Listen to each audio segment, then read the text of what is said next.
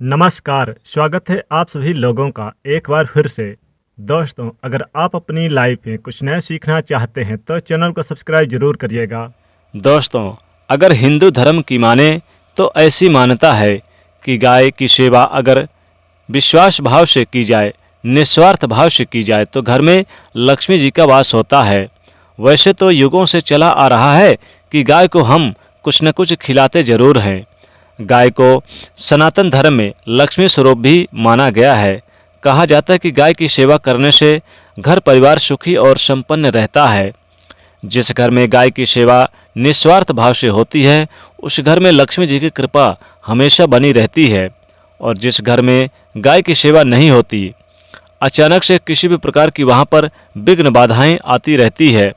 वैसे तो कुछ लोग शहरों में भी रहते हैं, महानगरों में भी रहते हैं, तो वहाँ पर गाय पालना संभव ही नहीं, लेकिन गाय को वहाँ पर भी रोटी जरूर खिलाई जाती है। लेकिन कई बार गाय को खिलाने में कुछ भूल हो जाती है। तो कौन सी वो 3 चीज़ें जो गाय को नहीं खिलानी चाहिए, आज हम आपसे इस वीडियो में साझा करेंगे। लेकिन दोस्तों, उससे पहले आपसे रिक्वेस्ट करते हैं कि वीडियो को लाइक करिएगा, दोस्तों के बीच इसे ज़्यादा से ज़्यादा शेयर करिएगा और चैनल से जुड़ने के लिए सब्सक्राइब जरूर कर लीजिएगा। कमेंट में लिखेगा जय गौ माता। माँ लक्ष्मी जी आपका स्वागत है हमारे घर में। दोस्तों, गाय के अंदर सभी देवी देवताओं का निवास माना जाता है। तो आप सुबह जो पहली रोटी आपके घर में बनती है, वो अगर गाय को खिलाएं तो देवी देवताओं का आशीर्वाद मिलता है। गाय को गुरु के साथ जोड़ा गया है, यानी कि गुरु ग्रह देवगुरु बृहस्पति ग्रह के साथ। इसलिए गुरुवार के दिन गाय को यानी कि पका करके, यानी कि एक रोटी पका करके चुटकी भर हल्दी डाल करके खिलाएं तो सुख संपत्ति धन ऐश्वर्य बढ़ता है, दुष्ट ग्रह शांत हो जाते हैं। जो लोग मानसिक रूप से परेशान हैं, वो गाय को रोटी पर थोड़ा सा गुड़ रखकर खिलाएं तो सकारात्मक ऊर्जाएं आती है। कभी कभी जीवन में शुभ मंगल कार्य नहीं हो रहे, तब ऐसे में आप गाय को रोटी खिलाएं। गाय के मस्तक को छूकर अपनी मन्नत करें, प्रणाम करें, पैर छुएं, आपकी मन्नत जरूर पूरी होगी। तो दोस्तों, गाय को आप यानी कि जैसे कौन सी ऐसी चीज़ है जो आपको नहीं खिलानी चाहिए। सबसे पहले जब आप क्या होता है कि आप जूठन दे देते हैं, गाय को जूठन भोजन कभी ना दें, और जला भुना हुआ भी आप यानी कि भोजन ना दें। और जैसे कि घास लेकर आते हैं, कई दिनों से घास पड़ा रहता है, बासी तिवासी पुराना सड़ा गला, तो ऐसी चीज़ें गाय को बिल्कुल ना दें। गौ माता हो जाती है नाराज़, माँ लक्ष्मी जी हो जाती हैं नाराज़। इसलिए इस बात का आप विशेष रूप से ध्यान रखें। और साथ ही साथ दोस्तों, जैसे कि आपके घर में बहुत सारी चीज़ें बासी पड़ी हुई है, भोजन अन्न पड़े हुए हैं, तो आप इन्हें भी ना दें। दोस्तों, अब जानेंगे गाय को यानी क्या नहीं खिलाना चाहिए। गाय को जैसे कि आप बासी रोटी भी नहीं खिलाएं, बासी भोजन ना खिलाएं, बासी चीज़ें बिल्कुल ना खिलाएं। और जैसे कि आपके घर में जो बहुत सारी चीज़ें पड़ी हुई हैं, ये चीज़ें ना खिलाएं। इस बात का आपको विशेष ध्यान रखना है। देखिए, गाय के मस्तक को छुए, रोज़ाना जब सुबह सबसे पहले उठें तो गाय को प्रणाम करें तो टेंशन खत्म होते हैं, कामयाबी मिलती है, लाभ मिलते हैं, स्वास्थ्य अच्छा रहता है। अगर आपको लगता है कि आपके सभी ग्रह खराब हैं, तो ऐसे में गाय को पहली रोटी खिलाएं, घर की जो आपके घर में पहली रोटी बने वो ज़रूर खिलाएं। सभी ग्रह धीरे धीरे शुभ हो जाएंगे। कुछ खिलाएं या ना खिलाएं, रोटी ज़रूर खिलाएं। हमारे देश में कई जगह देखा गया है, और कई लोगों का प्रश्न आता है कि हम झूठी रोटी गाय को देते हैं, तो झूठी रोटी गाय को ना दें।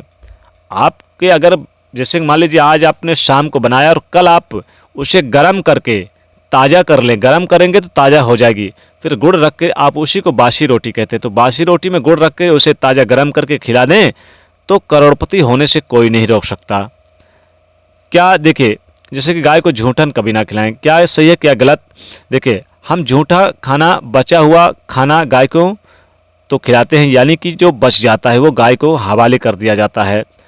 तो आपको बता दें कि दोस्तों, रामायण काल में गौ माता को एक श्राप मिला था, उसी की वजह से आज उनके साथ ऐसा हो रहा है।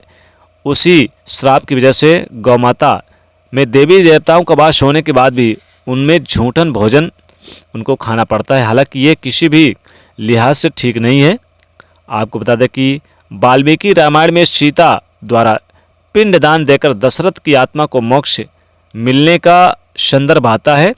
जो लोग जानते होंगे कि वनवास के दौरान भगवान राम, लक्ष्मण और सीता पितृपक्ष के दौरान श्राद्ध करने के लिए गया धाम पहुँचे।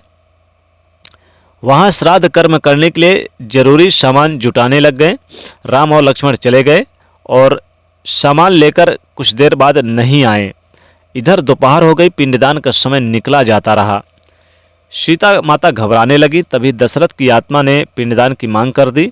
अब गाय के आगे फाल्गु नदी अकेली सीता जी मुश्किल में पड़ गई। उन्होंने फाल्गु नदी के साथ बट वृक्ष, केतकी के फूल और गाय को साक्षी मानकर बालू का पिंडदान बनाया और स्वर्गीय राजा दशरथ अपने ससुर के निमित्त पिंडदान कर दिया।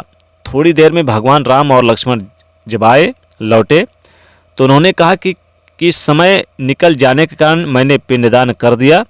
बिना सामग्री के पिंडदान कैसे हो सकता है, इसलिए राम और लक्ष्मण जी यानी कि नहीं माने, माँ से प्रमाण मांगा। तब सीता माता ने कहा कि जो फाल्गु नदी की रेत है, केतकी के फूल हैं, गाय हैं और बट वृक्ष हैं, ये मेरे द्वारा किए गए श्राद्ध कर्म के गवाही दे सकते हैं। इतने में फाल्गु नदी, गाय और केतकी के फूल तीनों इस बात से मुकर गए। उन्होंने कहा कि सीता माँ झूठ बोल रही हैं, सिर्फ बट वृक्ष ने ही सही बात कही, सच बोला बट वृक्ष ने।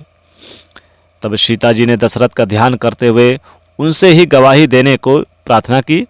दशरथ जी ने सीता माँ की प्रार्थना को स्वीकार करके घोषणा की कि ऐन वक्त पर सीता ने मुझे पिंडदान कर दिया।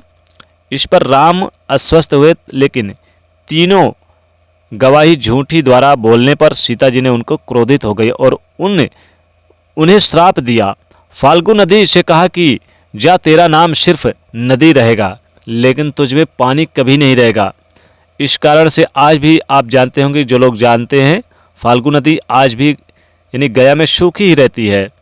गया को श्राप यानी कि गाय को श्राप दिया कि तू पूज्य होकर भी लोगों का झूठा खाएगी, और केतकी के फूल को श्राप दिया कि तुझे पूजा में कभी चढ़ाया ही नहीं जाएगा।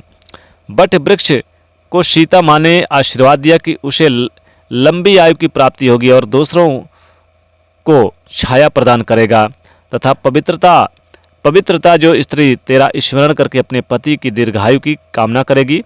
यही कारण है कि गाय को आज भी झूठा खाना पड़ता है। दोस्तों, शास्त्रों के मुताबिक गौ माता में सारी देवी देवताओं का निवास होता है। 33 करोड़ कोटि देवी देवता इसमें निवास करते, पितृ निवास करते हैं। अगर आप भी किसी मंदिर में नहीं जा सकते, पूजा पाठ नहीं कर सकते हैं, कहीं जाकर के ग्रह दोषों का निवारण उपाय भी नहीं कर पाते हैं, तो आपको एक यानी कि रोटी जरूर आपको गाय को खिलानी चाहिए। हमेशा कहते हैं कि पहली रोटी गाय के लिए अगर आप भी खिलाते हैं तो दुनिया में सुखों की प्राप्ति होगी, दुनिया में लाभ होगा और आपको करोड़पति बनने से कोई नहीं रोक सकता। तो गाय को आप यानी कि बासी रोटी तो खिला सकते, लेकिन उसे गर्म करके खिलाएं। अगर आपको करोड़पति बनना है, धनवान बनना है, तो आपको ज़रूर खिलाएं। रोटी आप ताज़ी बना लें, ताज़ी रोटी बनाकर आप गाय को खिलाएं तो सोने पे सुहागा, माँ लक्ष्मी कृपा वर्षेगी, माँ लक्ष्मी दौड़ी दौड़ी चली आएंगी। माँ लक्ष्मी कृपा से कभी भी घर में अन्न धन की कमी नहीं महसूस होगी। आप क्या करें कि सबसे पहली रोटी बने, पहले तो नहा धोकर सबसे पहली रोटी बना लें।